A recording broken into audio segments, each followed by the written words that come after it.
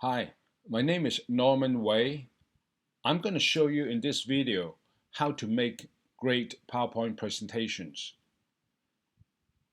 As a trainer, I have made over 1,000 presentations um, to thousands of people in my seminars.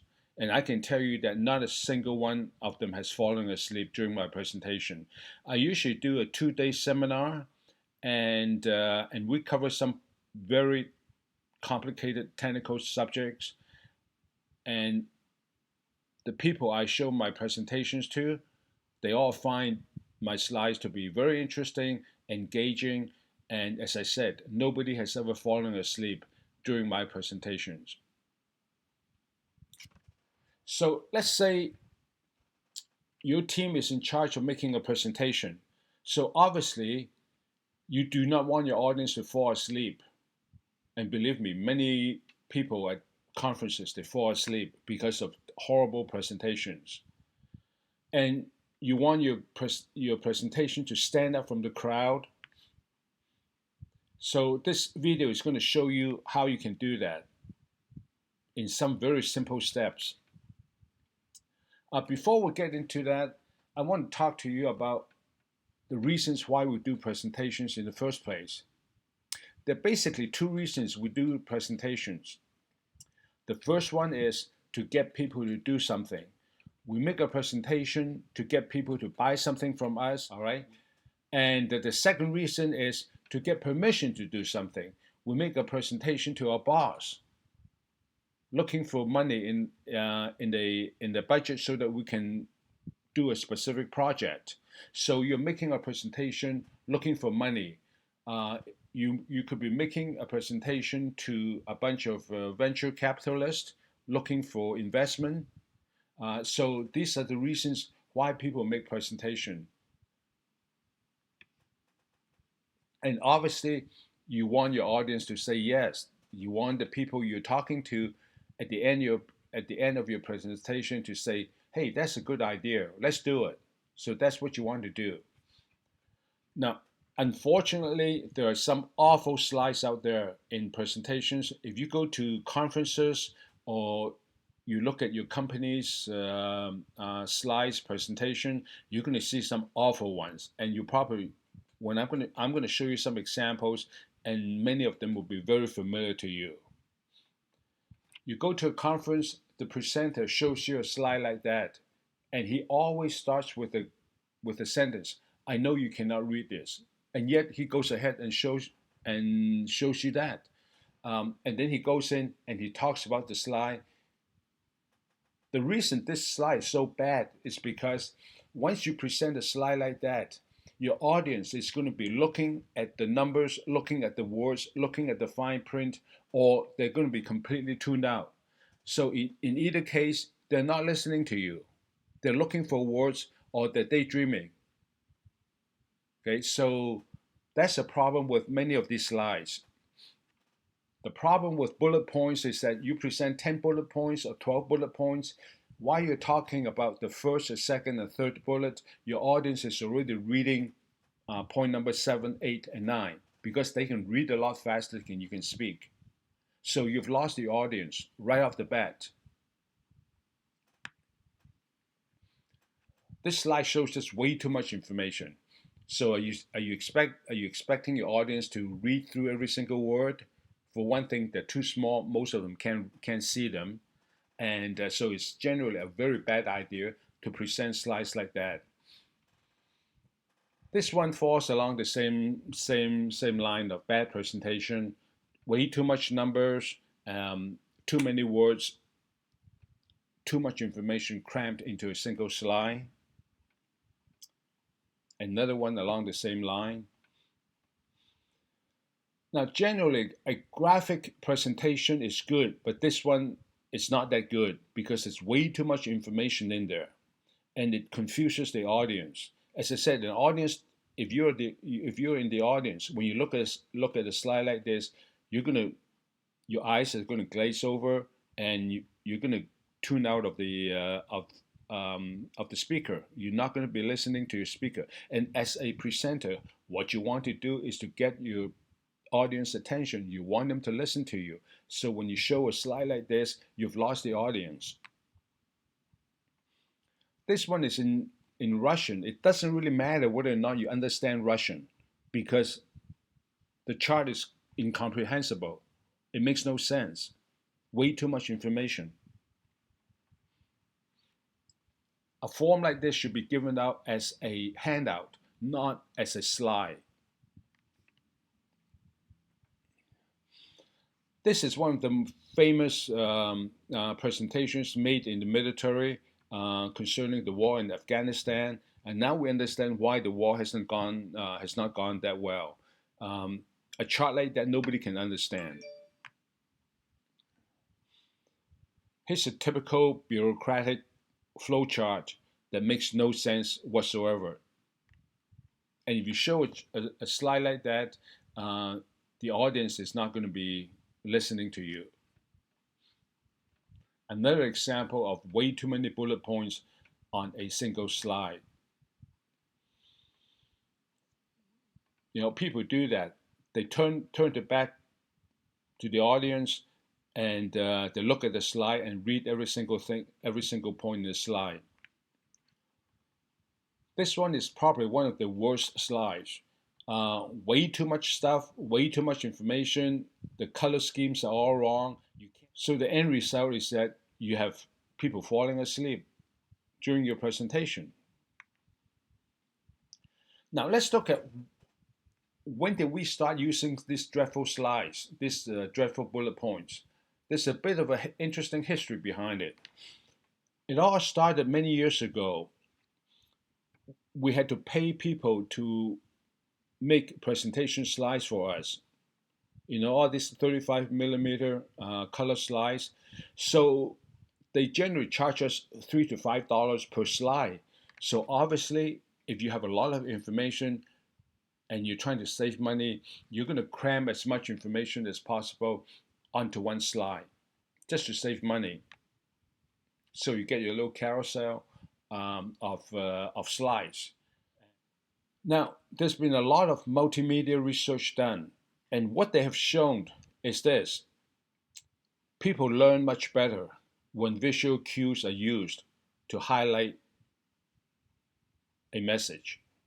In other words, pictures are a lot better than text. And as a matter of fact, people have done research and they have discovered that the retention rate of your audience is much higher if you combine text with a visual presentation as opposed to just visual or just text. So the trick is to present a simple text coupled with a relevant visual in each slide. In that way, you can get people to pay attention to you. One of the big problems with presentations is that people provide too much information on a single slide. I mean, it's too big a chunk of information for people to digest. And we know that people tend to learn a lot better, tend to retain more information when you provide them with bite-sized pieces of information.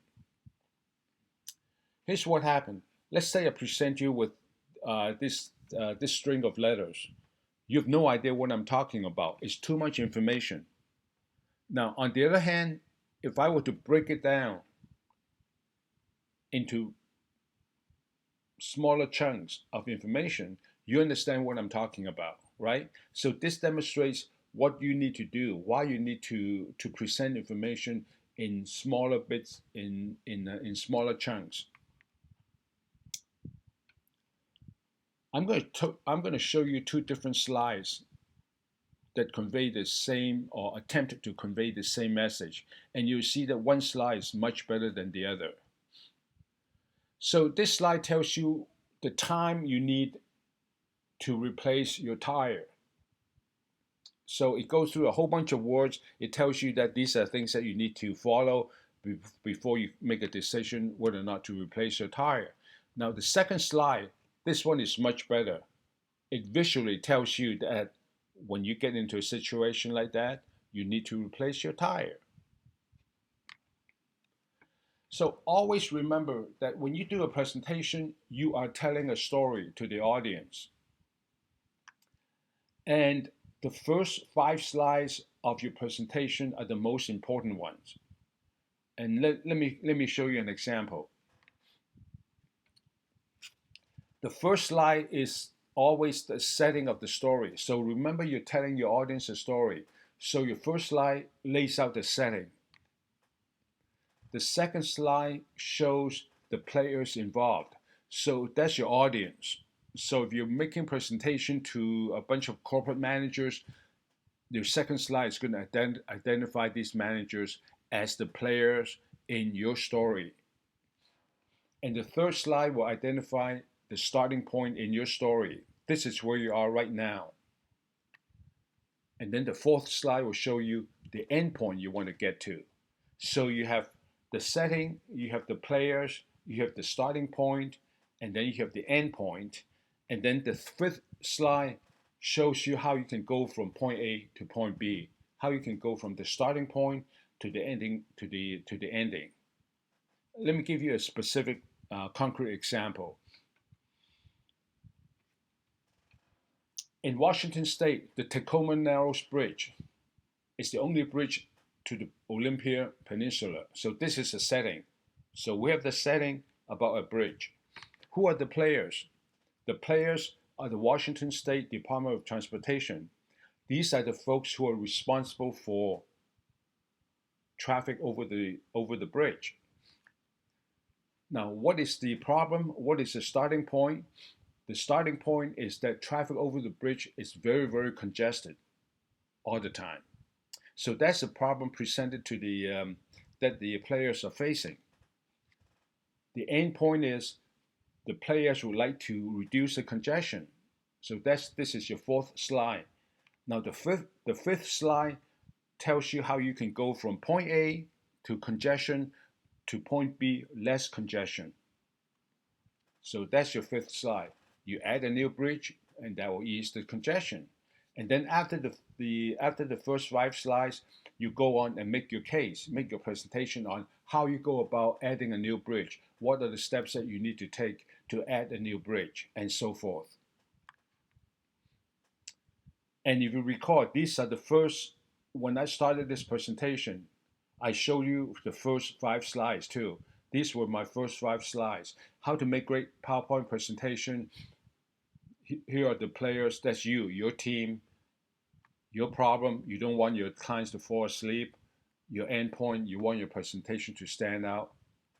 And how do you get there? This is the fifth slide. No bullet point. Let me show you another example of the first 5 slide concept. Let's say you're a consultant.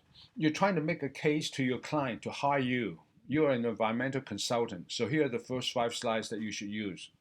The first slide is your setting. So you're going to tell your client that many environmental laws allow citizens to file citizen lawsuits against companies who are polluting the environment. So that's your setting. That's your legal framework that you're laying out for your clients. Your clients is the company, is the company that you're presenting to. Your potential client has several wastewater treatment plants. They have a wastewater discharge permit under the Clean Water Act.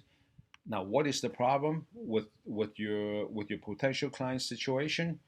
Well, there are environmental groups out there that could file lawsuit against your company if they find evidence of pollution from your client. So this is the existing situation, or this is the existing problem that you're trying to solve for your client. The end point is your client would like to be protected from such citizen lawsuits. Now, how do you go from point A, which is exposure to citizen lawsuit, to point B, protected from citizen lawsuit? Well, here's the solution. You tell your client that you can gain protection by hiring us to do regular audit of your facility. So that's your first 5 slides right there, laying out the setting, the players, the starting point, the end point, and how to get there. And then the following points, this will be the sixth slide. You tell them that we have offices close to all your facilities worldwide. We're well equipped to do environmental audits for you guys. And then you go on, with as many slides as you need to convince your client. But you have laid out the the starting point of your argument of why you want them to, why they should hire you as their consultant.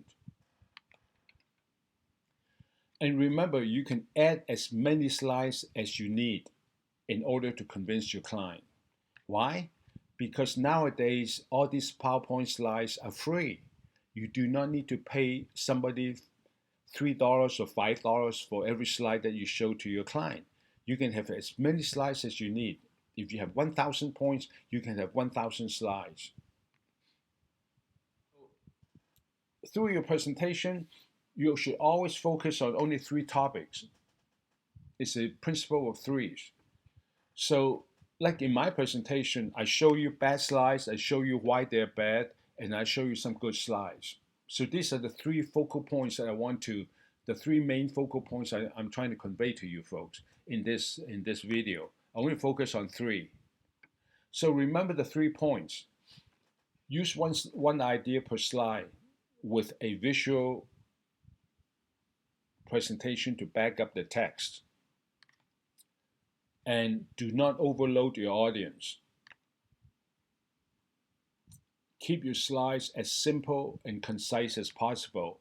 A simple text and a applicable picture, a photograph. So if you're talking about clouds, then you show a picture of clouds. Here's a presentation that is, it's okay. It's not too bad, but a much better way to present this kind of information will be through a visual chart, a chart like that shows you right away the difference between subway, bus, and bike, right there. So instead of showing your audience a whole bunch of numbers, you show them a graphical presentation of your ideas, of your findings. Another very good presentation, a very good, simple, unclustered, not complicated chart that conveys the message to your audience. So I want to leave you with some practical tips on how to make good presentations. First thing you want to do when you make your presentation, you need to show some passion. You need to let your audience know that you care about them. You care about them enough to be excited about your ideas, that the ideas you presented are exciting to you, and you want to share that excitement, you want to share that passion with your audience. Now, this is not passion. The best example of passion is provided by Steve Jobs, the late owner of Apple Computer. If you look at his presentations on YouTube and compare that with his counterpart over at Microsoft, you'll see the difference. Steve Jobs' presentation is clear, simple, straightforward, and he shows passion. He knows what he's talking about. And actually, his presentations are considered one of the best in the world. So in your presentation, you want to set yourself apart from the crowd.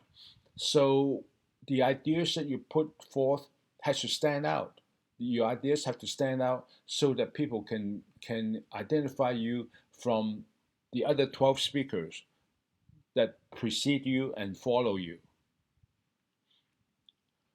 Always, when you do a presentation, always relate to the audience world, not your world. It's their world. In other words, you are telling a story to them.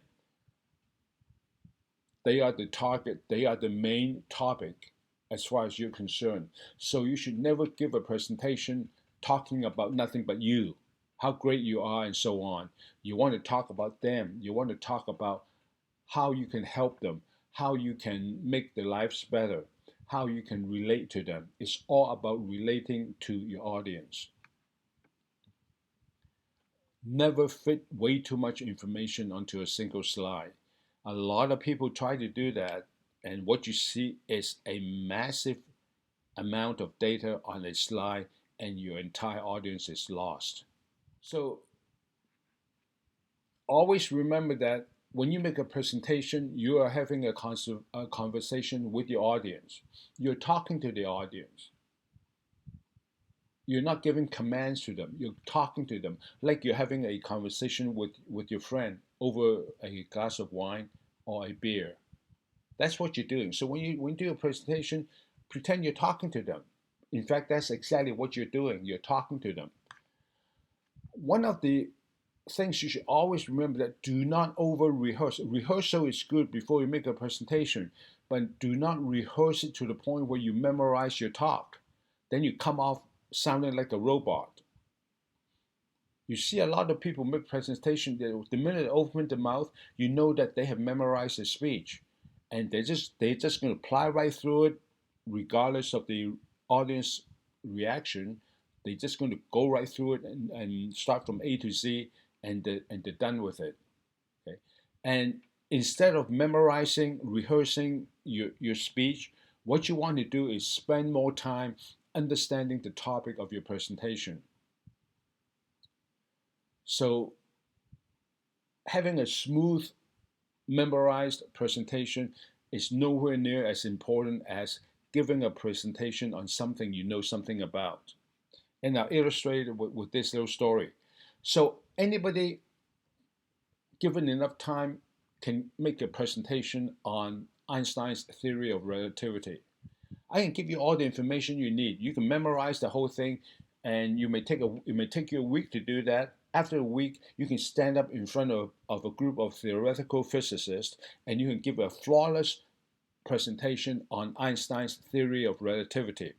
Now, the problem is that at the end of the presentation, during the question and answer period, one of the theoretical physicists is going to ask you a question about the theory, and you're not going to be able to answer it because you are not a physicist. You don't understand the theory. All you understand are the words describing the theory. Okay, so just because you make a smooth presentation on a topic you know nothing about, doesn't mean that you're going to be able to answer any questions pertaining to the topic, and that is going to lead you to a incredible amount of nervousness. And we're going to talk about nervousness right now. Never tell your audience you're nervous. A lot of speakers do that. They walk up to the podium, the first thing that comes out of their mouth is, "Oh, I'm really nervous." They're looking for sympathy from the audience, which is exactly the wrong thing to do. For one thing, we tend to be the worst judge of our own. So we may think we're nervous. Your audience doesn't think you're nervous. The audience does not see your nervousness. You may feel nervousness in your stomach and everything, but why tell them you're nervous if your audience does not even know you're nervous? And usually, once you start talking about something that you know something about, the butterflies in your stomach disappear. I mean, even professional speakers, before they get on stage, they feel some nervousness. But as I said, the minute they open the mouth on the topic that they know something about, that nervousness disappears. So never tell your audience that you're nervous. The two ways to combat nervousness. Number one, get to know your audience before your presentation, if at all possible. So if I'm going to be the speaker next, following the current speaker up on the podium, I'm going to be looking around. I have some little chit chat with, or during the break, I'm going to have a little, small talk with some of the audience, total strangers. And by mingling, talking to the total strangers, by the time you get to the podium, you'll feel that you're talking to a bunch of friends. They're no longer total strangers to you. It will take away part of your nervousness. But the most critical thing to combat nervousness is that you have to know your subject. If you don't know your subject, you will always be nervous because deep down you're going to be thinking, gee, when somebody asks me a question about this topic, I don't have the answer. Then you have a good reason to be nervous.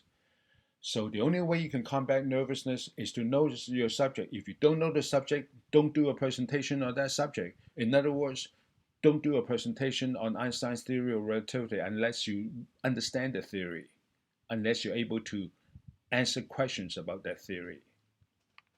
So just to wrap up, remember every presentation is a story. And the first 5 slides are the most important ones. Remember to use as many slides as you have points. If you have 10 points, you use 10 slides, 1 point per slide. If you have 100 points, you use 100 slides. The time it takes you to go through 100 slides, each having 1 point, is pretty much the same as the time it's going to take you to go through 10 slides, each having 10 points. But the impact on the audience is night and day, because if you go through 100 slides, each having 1 point, your audience is going to be able to stay with you. The minute you splash 10 points on the slide, on the screen, you've lost the audience. So that's the absolute critical part that you have to remember. The time is pretty much the same. And remember, slides are free. Doesn't cost you anything to have 100 slides. Doesn't cost you anything to have 1,000 slides. So I've got a blog here. You can go to the blog, and there've been a lot of I've written a lot of articles about how to make good presentations and things to watch out for.